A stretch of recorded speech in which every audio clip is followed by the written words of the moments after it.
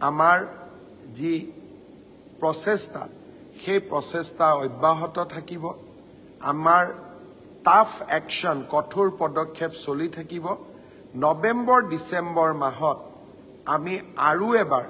এনেকুৱা শিশু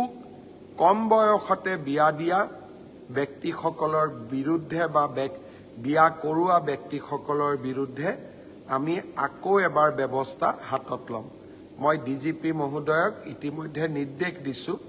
যে প্ৰাথমিক সমীক্ষা আপুনি আৰম্ভ কৰক নৱেম্বৰ ডিসেম্বৰ মাহত আমি আৰু এবাৰ ব্যৱস্থা হাতত লব লাগিব আমাৰ যি প্ৰচেষ্টা সেই প্ৰচেষ্টা অব্যাহত থাকিব আমাৰ টাফ একশন কঠোৰ পদক্ষেপ চলি থাকিব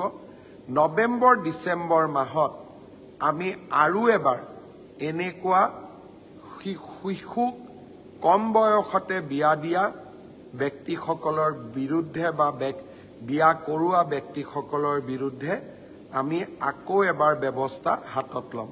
মই ডিজিপি মহোদয়ক ইতিমধ্যে নিৰ্দেশ দিছো যে প্ৰাথমিক সমীক্ষা আপুনি আৰম্ভ কৰক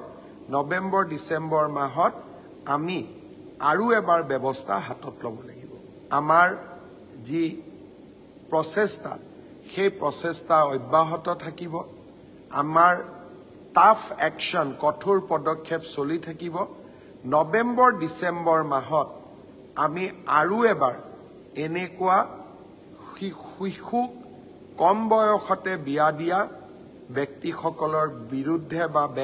বিয়া কৰোৱা ব্যক্তিসকলৰ বিৰুদ্ধে আমি আকৌ এবাৰ ব্যৱস্থা হাতত লম মই ডিজিপি মহোদয়ক ইতিমধ্যে নিৰ্দেশ দিছো যে প্ৰাথমিক সমীক্ষা আপুনি আৰম্ভ কৰক নৱেম্বৰ ডিসেম্বৰ মাহত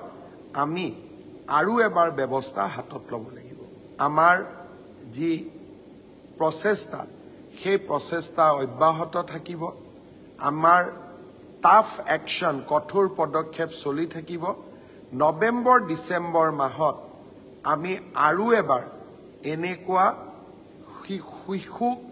কম বয়সতে বিয়া দিয়া ব্যক্তিসকলৰ বিৰুদ্ধে বা বিয়া কৰোৱা ব্যক্তিসকলৰ বিৰুদ্ধে